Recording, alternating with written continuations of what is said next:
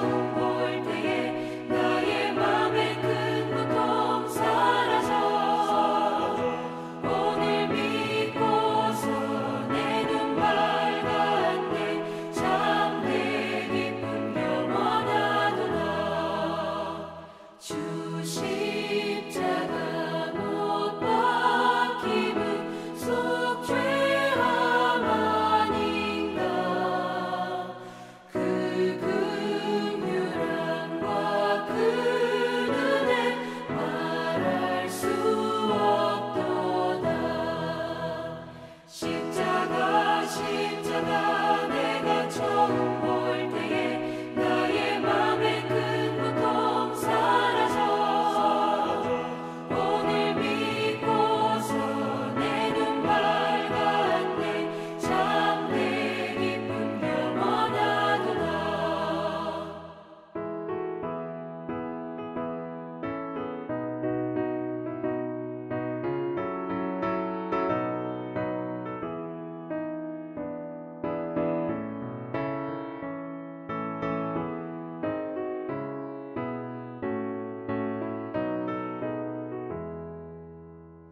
늘 울어도 그 큰 은혜 다 갚을 수 없네 나 주님께 몸 바쳐서 주의 이름 쓰리 십자가 내가 처음 볼 때에 나의 맘의 큰 고통 사라져 오늘 믿고서 내 눈 밝았네 참 내 기쁨 영원하도다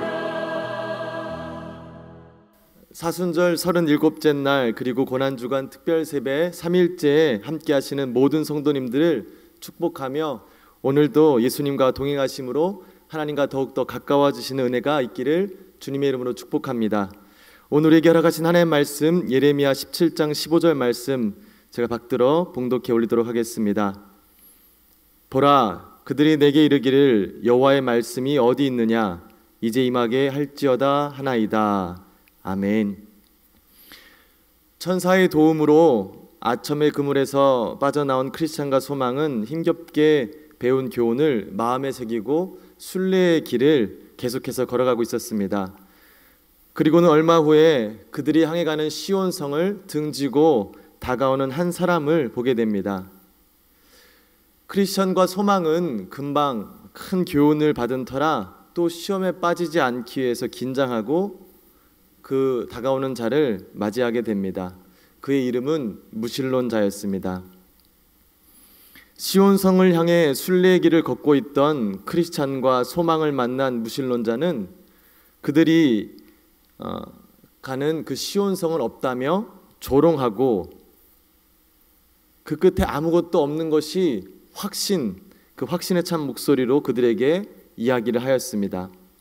왜냐하면 무신론자는 그들같이 오래전에 시온성에 대한 소식을 듣고 그것을 찾아 오랜 시간 헤매했지만 결국 끝내 그의 삶 가운데서는 그것을 찾지 못하였습니다. 그리고는 그는 자신이 살았던 옛날 그 순례의 길 때문에 포기했던 그 세상으로 다시금 돌아가는 길 가운데 있었습니다.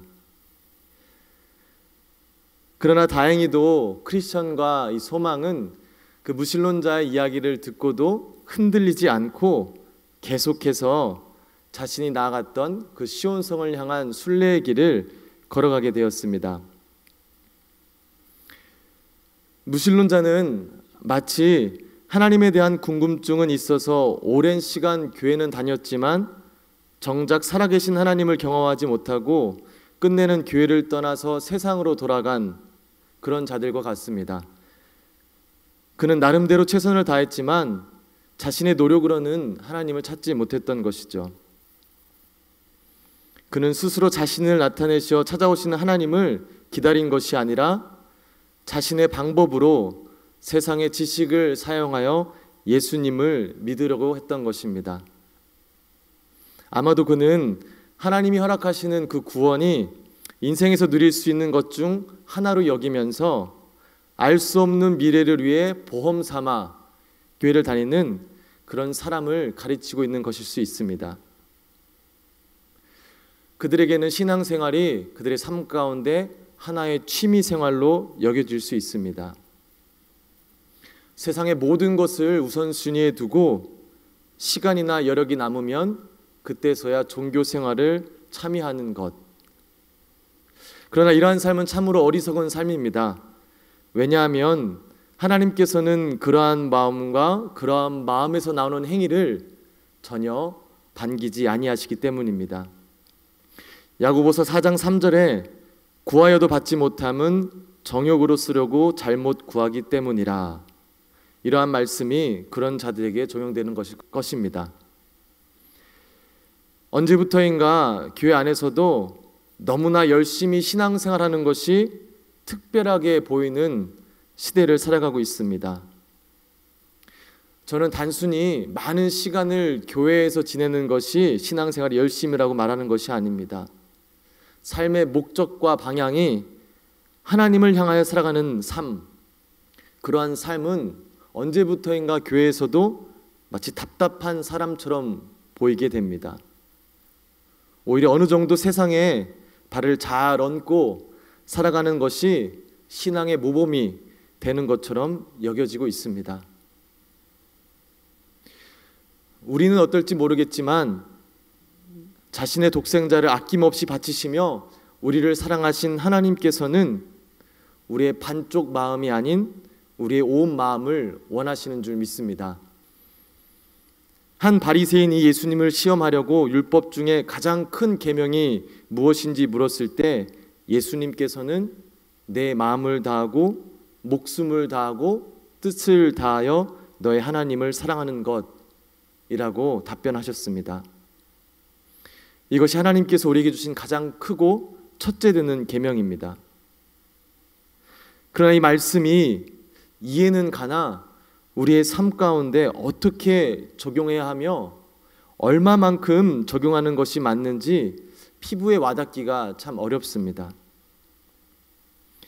도대체 어느 정도까지 어떻게까지 신앙생활을 해야 내 마음을 다하고 목숨을 다하고 뜻을 다하여 하나님을 사랑할 수 있는 것인지 정확한 기준을 세우기가 어렵고 때로는 그렇게 살아가는 것이 두렵기까지 합니다.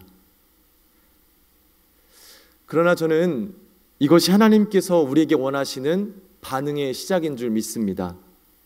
우리가 무엇인가를 해서 하나님을 온 마음으로 목숨을 다하여 사랑한다는 것을 증명하는 것보다 그에 앞서 그 말씀을 붙들고 고민하며 씨름하며 살아가는 것, 그러면서 전체를 다 드리지는 못할지언정 삶의 하나씩 하나씩 하나님께 내어드리는 그러한 일들을 계속해서 우리 삶 가운데 진행해 나가는 것, 그것이 하나님께서 우리에게 원하시는 것인 줄 믿습니다.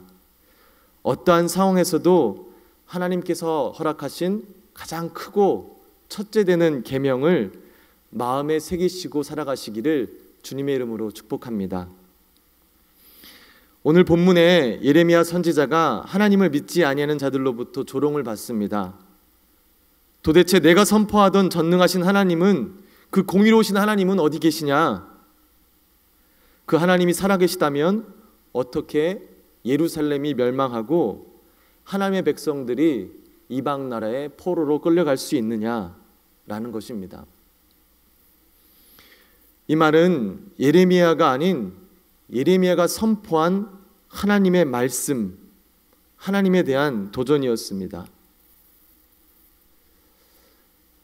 하나님을 믿고 선포하던 예레미야는 이러한 사람들의 반응으로 답답한 마음에 하나님의 능력을 간곡히 구하게 됩니다. 그러나 예레미야의 기도는 바로 응답받지 못합니다. 아마 지금과 같이 예수님을 믿는 사람과 믿지 않는 사람들이 별 구분 없이 어려움을 겪고 있는 상황, 이런 상황에 예수님을 믿지 않는 자들이 우리에게 도전하고 있는 것일 수 있습니다. 너희가 그렇게 찬양하고 예배하던 능력의 하나님이 지금 무엇을 하고 계시냐? 너희도 우리가 똑같이 어려움 가운데 있는데 만약 너희가 믿는 하나님이 그 전능하신 하나님이 사실이라면 지금 그 하나님은 무엇 하고 있느냐? 라고 우리에게 도전할 수 있습니다. 과연 그런 자들에게 우리는 어떻게 반응하고 대응할 수 있을까요? 우리가 무엇으로 살아계신 하나님을 증명할 수 있을까요? 나뿐 아니라 우리 하나님을 조롱하는 자들에게 우리가 어떻게 갚아줘야 할까요? 예수님께서 십자가에 달리신 후에 자신을 못 박은 자들을 위해 하나님께 이렇게 기도하셨습니다. 아버지, 저들을 사하여 주옵소서. 자기들이 하는 것을 알지 못함이니이다. 이 땅 가운데 하나님의 정의는 하나님께서 하나님의 때에 하나님의 방법으로 이루실 것입니다. 그때를 기다리며 하나님을 믿는 우리가 해야 될 것은 아직까지 하나님을 알지 못하고 만나지 못한 무신론자들, 그들이 하나님께 돌아올 수 있도록 기도해야 될 줄 믿습니다.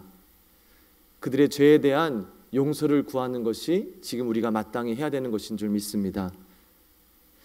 물론 그러기에 앞서 우리가 먼저 정결하게 서야 될 것입니다. 그리고 지금 코로나 바이러스로 신음하고 있는 세상을 위해 기도할 때 비록 당장에 놀라운 기적이 일어나지 않더라도 하나님의 궁극적인 목적인 이 땅의 한 영혼이 하나님께로 돌아오는 역사가 우리의 기도를 통해 일어날 줄 믿습니다. 우리가 보내고 있는 고난주간, 예수님께서 십자가에 못 박히시면서 희생하시면서까지 우리를 구원하시고 사랑하신 그 사랑을 기억하며 자신과 자신의 가정, 그리고 우리 교회, 지역, 더 나아가서는 한국, 온 세계의 회복과 부흥을 위하여 우리가 함께 기도해 나가기를 원합니다. 함께 기도하시겠습니다. 전능하신 하나님 아버지, 우리를 당신의 자녀로 삼아주시고 천국 소망을 가지고 이 땅 가운데 살아가게 해주심을 감사합니다. 예수님을 십자가에 내어주시면서까지 우리에 대한 사랑을 확증해 주신 그 사랑을 가슴에 깊이 새기며 그 사랑으로 세상을 살아가며 사람들을 대하게 하여 주시옵소서. 어떠한 상황에도 끝까지 하나님을 신뢰하며 아직까지 하나님을 알지 못하는 자들을 긍휼히 여겨 그들의 구원을 위해 기도하는 자가 되게 하여 주시옵소서. 또한 기도하옵기는 지금 이 순간에도 질병과 고통 가운데 하나님의 도우심을 구하는 당신의 자녀들이 있습니다. 당신의 자녀들을 그저 내어 버려두지 마시고 하나님께서 그들의 기도를 응답하시어 그들의 삶이 살아계신 하나님의 증거가 되게 하여 주시옵소서. 오늘 하루도 하나님께서 우리에게 가장 크고 첫째 되는 계명인 내 마음을 다하고 목숨을 다하고 뜻을 다하여 하나님을 사랑하는 것이 우리의 생각과 마음을 주장하기를 바라며 우리를 죽기까지 사랑하신 예수 그리스도의 이름으로 기도드립니다. 아멘. 하늘에 계신 우리 아버지여, 이름이 거룩히 여김을 받으시오며 나라의 임하옵시며 뜻이 하늘에서 이룬 것 같이 땅에서도 이루어지이다. 오늘날 우리에게 일용할 양식을 주옵시고 우리가 우리에게 죄 지은 자를 사하여 준 것 같이 우리의 죄를 사하여 주옵시고 우리를 시험에 들게 하지 마옵시고 다만 악에서 구하옵소서. 대개 나라와 권세와 영광이 아버지께 영원히 있사옵나이다. 아멘. 이 시간 우리가 함께 기도할 때 오늘 나눈 말씀을 생각하시면서 내 삶의 방향을 돌아보고 하나님을 우선으로 하는 삶을 회복하며 나 하나 구원받는 신앙이 아닌 하나님의 마음을 품고 세상에 믿지 않는 영혼들을 위해 기도하는 우리가 될 수 있도록 기도하시기 바랍니다. 그러나 19 특별 기도 제목들과 미 하나님의 성의 공동 기도 제목들을 놓고 기도하시며 특별히 이 일로 고통 중에 있는 자들 하나님의 치료하심과 도우심이 있을 수 있도록 함께 기도하시고 또 이들을 돕는 의료진들, 참으로 힘들고 어려운 시간 가운데 있는데 하나님이 그들 지켜주시고 힘주셔서 지치지 않고 그 일 잘 감당할 수 있도록 하나님께서 함께 해달라고 기도하시길 원합니다. 마지막으로는 우리에게 허락하신 프라미스 교회를 주님께서 견고히 지켜주시고 계속해서 하나님께서 맡기신 사명을 감당하는 교회가 될 수 있도록 세워주신 담임 목사님과 원로 목사님의 건강을 지켜주시고 하나님께서 맡기신 사명을 능히 감당하실 수 있도록 함께 해달라고 우리 주여 3번 부르짖고 함께 기도의 자리에 나가도록 하겠습니다. 주여, 주여, 주여.